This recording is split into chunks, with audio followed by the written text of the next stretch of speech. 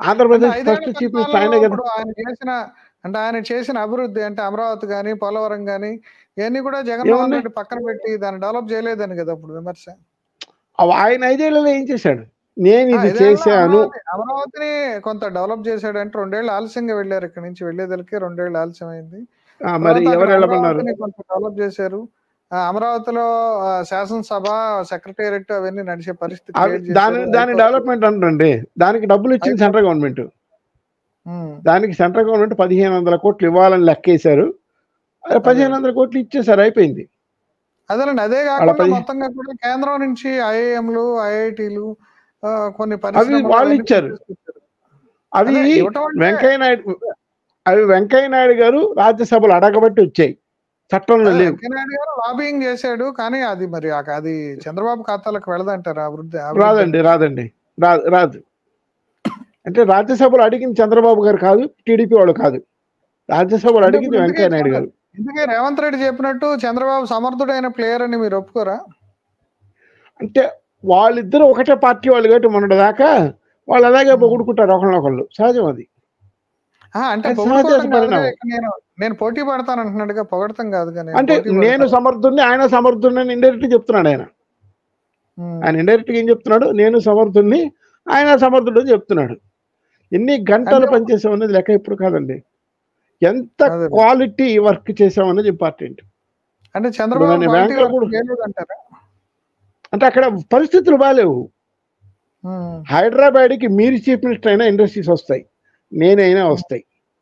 హైదరాబాద్లో ఇక వరదలు, తుఫాన్లు, భూకంపాలు ఏమీ లేవు. బార్డర్లో లేదు, ల్యాండ్ రేట్ చీపు కదా, ఇప్పుడు కూడా చీపు. ఆంధ్రాలో వరదలు వస్తాయి, వానలు వస్తాయి, బీభత్సాలు వస్తాయి, ల్యాండ్ రేట్ చాలా కాస్ట్. అది ఫ్యాక్టర్స్ ఉంటాయండి. ఆ ఫ్యాక్టర్స్ లేకుండా ఎక్కడ డెవలప్మెంట్ జరగదు. రిచ్ ఏరియా చెప్పండి కుదరదండి. ఇంకా అమరావతిలో రైల్వే జంక్షన్ లేదు. రైల్వే జంక్షన్ కాబట్టి విజయవాడ పోవాలి. చంద్రబాబు మీ దృష్టిలో లేదండి, ఎందుకంటే అమరావతిలో ట్రాన్స్పోర్టేషన్ ఫెసిలిటీ లేదు. ఒక ఎయిర్పోర్ట్ లేదు, ఒక రైల్వే జంక్షన్ లేదు, ఒక బస్ స్టేషన్ కూడా లేదు ఈరోజు. ఇప్పుడు అవన్నీ చెప్పేది 5 ఏళ్ళు చేశారు, ఏం చేయలేదు. ఇప్పుడు ఇంకా 5 ఏళ్ళలో ఏం చేస్తారు? ఇప్పుడు సెంట్రల్ గవర్నమెంట్ కూడా కోఆపరేషన్ ఇస్తుంది కదా. సెంట్రల్ గవర్నమెంట్ ఇచ్చే కోఆపరేషన్ లో ఆపరేషన్ ఉంటుంది. అది వాళ్ళ పార్టీ కాదుగా, వాళ్ళ రాజ్యం కాదు. వాళ్ళకున్నది 2, 3 ఎంపీ సీట్లు అంతే కదా, అవి పొత్తులో వచ్చినవే. వాళ్ళకి ప్రత్యేకత ఇక్కడ. రాష్ట్రాన్ని ఇప్పుడు చంద్రబాబు నాయుడు మెజారిటీ మీద ఆధారపడే ఇప్పుడు ఎన్డీఏ ప్రభుత్వం ఉంది కాబట్టి ఇప్పుడు ఈ సమయంలో తప్ప ఇది చాలా రాంగ్ కాన్సెప్ట్. ఇది చాలా wrong concept. NDA strength 292, Chandrababu గారికి ఉన్నది 16 ఎంపీలు. 292 16 తీసేస్తే 276, మ్యాజిక్ ఫిగర్ 272. అంటే 4 మెజార్టీ ఇప్పుడు కూడా ఉంది, బయటికి వెళ్ళిపోయినా కూడా. అందుకనే వాళ్ళు ఒకే ఒక క్యాబినెట్ ఇచ్చారు. మాకు 3 కావాలని అడిగితే ఒకటే ఇచ్చారు. స్పీకర్ అడిగితే లేదన్నారు. కారణం ఏంటి? నువ్వు 16 వెళ్ళిపోయినా కూడా మాకు వచ్చి నష్టం ఏం లేదని వాళ్ళు ఇండైరెక్ట్ గా చెప్పుంటారు. డైరెక్ట్ గా చెప్పుండకపోవచ్చు, కానీ ఇండైరెక్ట్ గా చెప్పుంటారు. పాలిటిక్స్ అట్లా ఉంచండి. మళ్ళీ మనం అసలు ప్రధానమైన మనం ఎంచుకున్న టాపిక్, ఇప్పుడు చంద్రబాబు నాయుడు సమర్థత మీద మీకు నమ్మకం లేదా? అంటే అక్కడ పని చేయడానికి వాతావరణం ఉండాలి కదా. హైదరాబాద్ లో ఉండే అప్పుడు వాతావరణం ఇప్పుడు సమర్థుడైన ప్లేయర్ వాతావరణం సరిగ్గా లేని చోట్ల కూడా పని చేయటమే కదా సమర్థత. అంటే ఇప్పుడు ఆ రోజుల్లో కుదరదండి. ఎందుకంటే ఆ రోజుల్లో బిల్ గేట్స్ చెప్పేది వినండి. ఆ రోజుల్లో కూడా బిల్ గేట్స్ ప్లాన్ లో అసలు హైదరాబాద్ పర్యటన లేదు. అలేక్ పదంసి అని ఆయన ఉన్నాడు, ఆయన ఒక కార్పొరేట్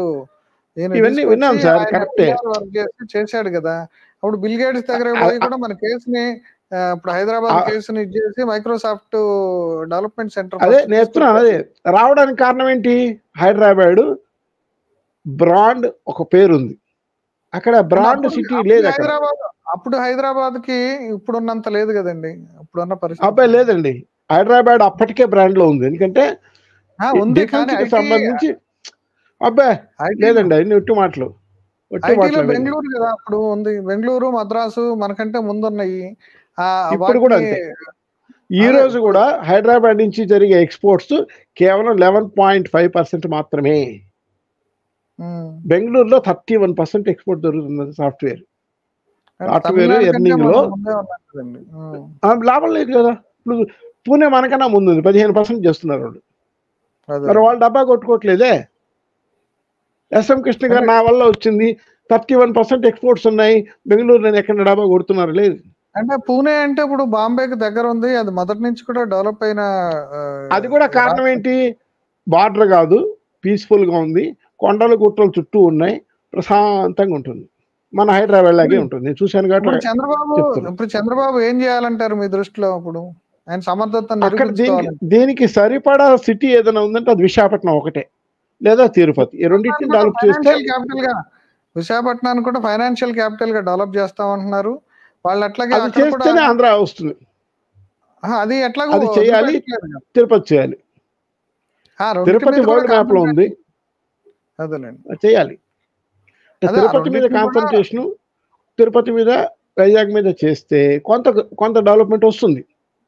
ఆయన ప్రయత్నం చేయకుండా పోడు, కానీ ప్రయత్నం చేయకుండా పోడు. ఒక ప్రాబ్లం ఏంటంటే ఎవడన్నా ఒకవేళ పెట్టుబడి పెట్టాలని వచ్చినా కూడా హైదరాబాద్ చూసిన కళతో వాళ్ళు తిరుపతిని వైజాగ్ని చూడలేరు. అదే ప్రాబ్లం. మరి ఇప్పుడు ఏం చేయాలంటారు? మీరు ఒక బ్యాంకర్ గా చాలా మంది ఇండస్ట్రియలిస్టులతోటి మీరు వాళ్ళకి లోన్లు ఇచ్చారు, వాళ్ళకి వాళ్ళకి సంబంధించిన ప్రాజెక్టులు ఏంటి అవన్నీ స్టడీ చేశారు. ఇప్పుడు ఆ రకంగా చూస్తే ఇప్పుడు ఏంటి పరిస్థితి? ఇప్పుడు ఏం చేయాలి చంద్రబాబు నాయుడు? ఒక సమర్థుడైన ప్లేయరు అని మీరు ఒప్పుకోవట్లేదు కాబట్టి ఆయన నిరూపించుకోవాలంటే ఏం చేయాలి? ఒప్పుకోవడం కాదు, సమస్య ఏంటంటే వాతావరణం లేదు. ఆయన అసమర్థతను నేను అనట్లేదు, ఆయన సమర్థుడే, కానీ దానికి వాతావరణం ఉండాలి. ఒక రూరల్ బ్రాంచ్ మేనేజర్ 10 కోట్ల క్యాన్వాస్ చేయలేడు, ఒక బ్యాంకర్ కన్నా చెప్తున్నా. అదే హైదరాబాద్ లో ఉండే మేనేజర్ 100 కోట్ల క్యాన్వాస్ చేయగలరు. హైదరాబాద్ లేదు కదా చంద్రబాబు నాయుడు చేతిలో, వైజాగ్ ఉంది. ఒక సిటీని తయారు చేయడం అంత ఈజీ కాదండి. అక్కడ ఏం చేయాలంటే ఏపీలో అక్కడున్న వాతావరణంలో చిన్న మైనరు ఇండస్ట్రీస్, చిన్న మేజర్ ఇండస్ట్రీస్ రావాలి. జగన్ గారు చేశారు చూడండి, పోర్ట్లు కట్టడం లేదా ఫిషింగ్ హార్బర్లు కట్టడం, ఇట్లాంటివి. అంటే అవన్నీ కూడా ఆక్వాకల్చర్, ఇవన్నీ కూడా చంద్రబాబు ఉన్నప్పుడే స్టార్ట్ అయింది కదా డెవలప్మెంట్. ఆక్వాకల్చర్ అంతకుముందు కూడా ఉంది, అంతకుముందు కూడా ఉంది. ఆక్వాకల్చర్ 2001లో కూడా నేను లోన్లు ఇచ్చా, భీమవరంలో 2001లో కూడా నేను లోన్లు ఇచ్చా. అది కోస్టల్ ఏరియాని డెవలప్ చేయాలని, అక్కడ ఈ పోర్ట్లు డెవలప్ చేయాలనే ప్లాన్స్ చంద్రబాబు కూడా అప్పుడు ఈ లోన్స్ ఏది world bank loans, Japan bank loans అవన్నీ కోసం ట్రై చేసి ఎక్కడ వచ్చినాయి? ఒక ప్రాబ్లం ఏంటంటే మధ్యలో ఆయన ఓడిపోయాడు, తర్వాత జగన్ వచ్చి కూడా ఏం చేశాడు? అవి పెద్ద ప్రాజెక్ట్స్ ఏం చేయలేదు కదా, ఎవరు ఏం చేయలేదు. గత 10 ఏళ్లలో ఏమన్నా వచ్చిందంటే ఏమీ లేదు. Please do subscribe to Telugu రాజ్యం ఛానల్. హాయ్ అండి, నేను మీ ఆర్పీని, నెల్లూరు పెద్దారెడ్డి చేపల పులుసు ఓనర్ని. మీరు తెలుగు రాజ్యం అనే ఈ యూట్యూబ్ ఛానల్ సబ్స్క్రైబ్ చేసుకుని మంచి వీడియోలతో వస్తారు. Thank you so much. Hi people, I'm Sonakshi Verma and you please watch Telugu Rajyam and please subscribe to the channel.